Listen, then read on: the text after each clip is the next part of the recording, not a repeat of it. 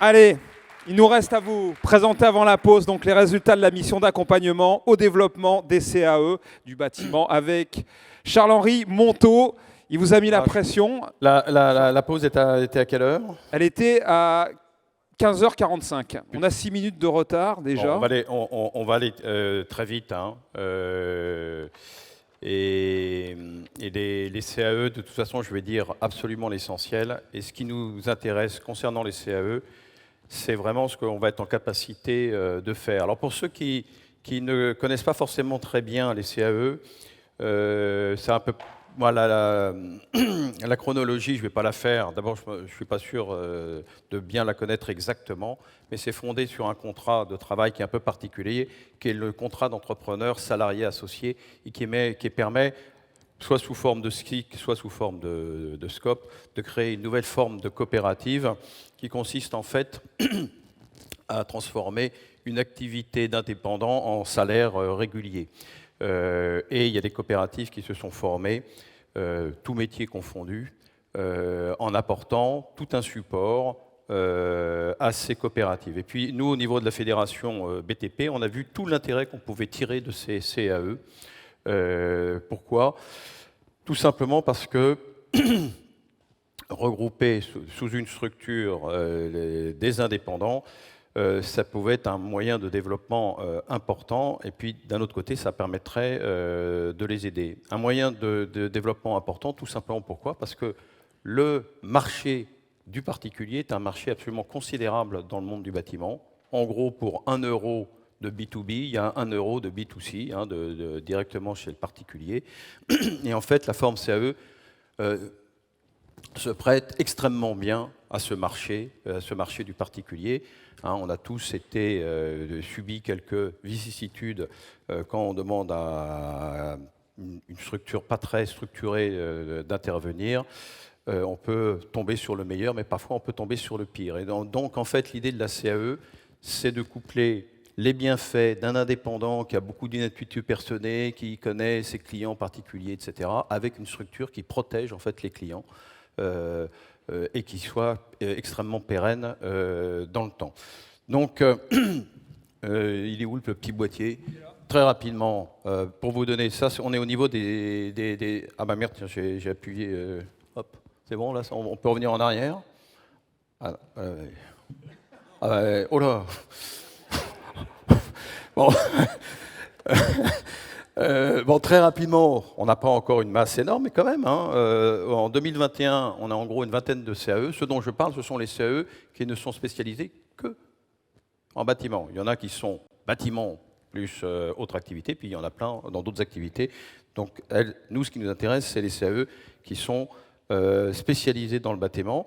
Ça représente, donc vous voyez, ça représente à peu près 4,6% de nos adhérents. Par contre, en nombre de salariés, 887, ça représente 868. Et ce dont je parle, c'est en équivalent temps plein. Et on a une vitesse de croissance qui est très intéressante. Et on a donc lancé une mission de CAE qui est portée dans la fédération par Laurence Ducrot, qui se charge de vous souhaiter plein de choses. Elle est actuellement sur un bateau, elle fait la traversée de l'océan Atlantique. C'est un vieux rêve d'enfant. Et donc c'est pour ça que je suis sa porte-parole. Voilà. Et sur cette mission de la CAE, on a énormément de choses à faire, nous, dans le bâtiment. On est absolument convaincus qu'il y a la place pour au moins une ou deux grosses CAE dans chaque département. Donc vous voyez, on a des marges de progression qui sont absolument considérables. Et en fait, on peut, au niveau de la fédération, amener énormément à ces CAE du bâtiment. D'abord, leur offrir les services de la fédération. Elles les utilisent déjà beaucoup. Elles utilisent beaucoup, notamment les services des affaires sociales et puis des affaires techniques et juridiques dont j'ai parlé ce matin.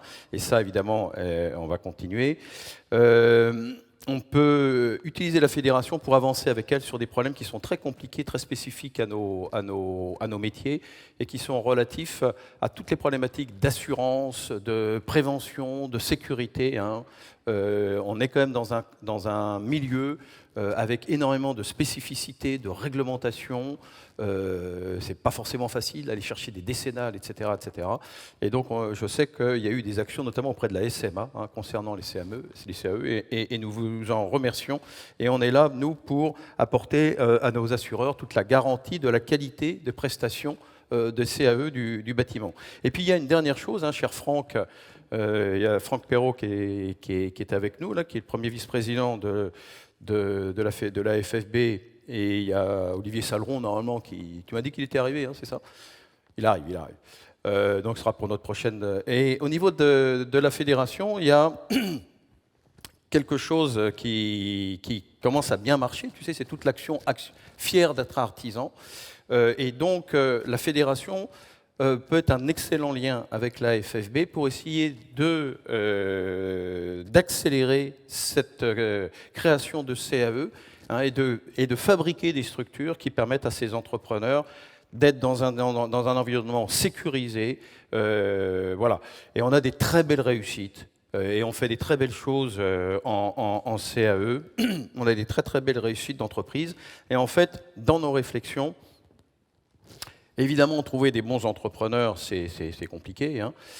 Mais trouver des bons entrepreneurs capables de créer des CAE, de les faire vivre, etc., c'est peut-être presque encore plus compliqué. Donc on veut attirer des chefs d'entreprise de CAE. Voilà, donc je suis un peu rapide. On a fabriqué une charte qui est très intéressante. Elle est dans le rapport d'activité. Elle est autour de 3 choses. Voilà, comment dans les CAE on envisage la construction, comment on envisage l'utilisation de toutes les problématiques de coopération, c'est-à-dire les relations entre les uns et les autres. Je ne vais pas approfondir, mais tout ça est dans vos dossiers. Et puis surtout, il y a une envie, dans ce mouvement des CAE, d'éco-construction, d'aller vers des matériaux bas carbone, d'aller vers des matériaux biosourcés. Donc c'est vraiment un mouvement très, très intéressant, qui est tout à fait en phase avec les mouvements de fond en matière sociétaux et qui seront un enrichissement indéniable à notre fédération. Donc les CAE, vous pouvez compter sur nous. Il y a 3 CAE maintenant qui sont membres du conseil d'administration contre une, et on va essayer de faire et de progresser dans les 4 prochaines années grâce à ces effets de levier dont je vous ai parlé. Voilà. Merci Charles-Henri.